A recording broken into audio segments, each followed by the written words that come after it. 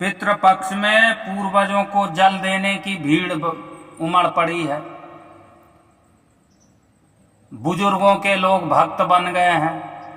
अपने पूर्वजों को जल पिलाने के लिए कोई गया दौड़ रहा है, तो कोई बद्रीनाथ जा रहा है, तो कोई केदारनाथ जा रहा है, ना जाने कहां कहां जल देने के लिए कोई हरिद्वार जा रहा है।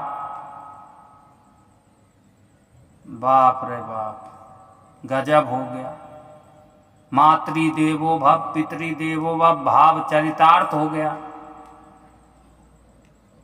धन्य है सपूतो, धन्य है आपकी श्रद्धा, आपकी भक्ति पितरों के प्रति।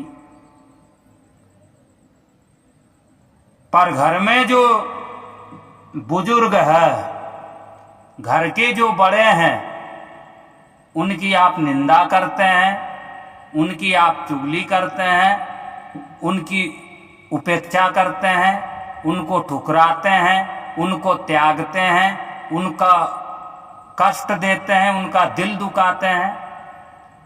माता पिता की सेवा कभी नहीं करते हैं, माता पिता का अपमान कर देते हैं, माता पिता की आज्ञा का पालन नहीं करते हैं। घर के दादा दादी बड़े बुजुर्गों को ना समय पर भोजन देते हैं, घर के बड़े बुजुर्गों को ना समय पे भोजन देते हैं, ना उनकी दवा इलाज कपड़ा किसी चीज का कोई ध्यान नहीं है। अपने लिए लाखों का खर्च और अपनों के लिए, अपने बड़े बुजुर्गों के लिए आपको दिक्कत होती है। उनके लिए आपके पास समय नहीं है, उनकी सेवा के लिए आपके शरीर में ताकत नहीं है, उनको व्यवस्थित करने के लिए आपके पास धन नहीं है, आपके पास शक्ति नहीं है।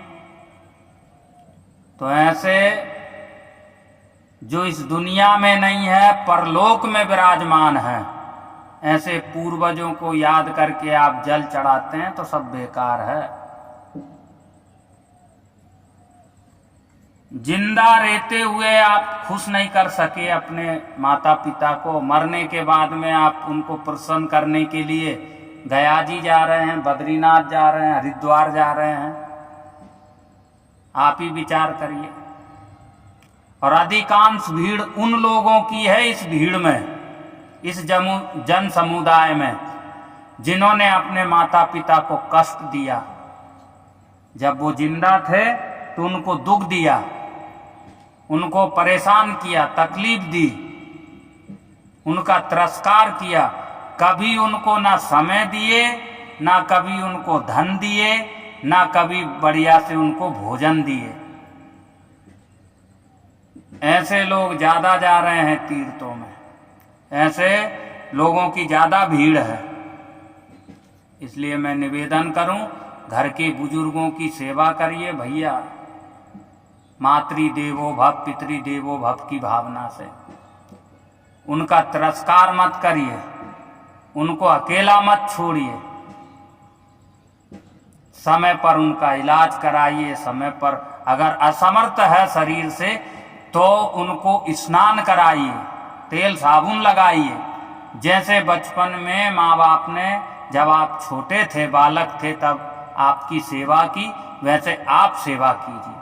और बहू करे ना करे आपकी पत्नी ये काम, लेकिन आप जरूर करिए, क्योंकि आपकी सेवा की, आपको जन्म दिया, आपका लालन पालन किया। इसलिए इस पितृपक्ष में एक सूत्र याद कर लीजिए कि आज के बाद में माता पिता को कभी ये महसूस नहीं होने देंगे कि वो असमर्थ हो गए, बूढ़े हो गए, बुजुर्ग हो गए, शक्तिहीन हो गए, इंद्रियों से शिथिल हो गए, अब वो धन नहीं कमाते हैं, अब कुछ करते नहीं हैं, इसलिए उनका कोई ध्यान नहीं रखते हैं। ऐसा महसूस नहीं होने देना चाहिए।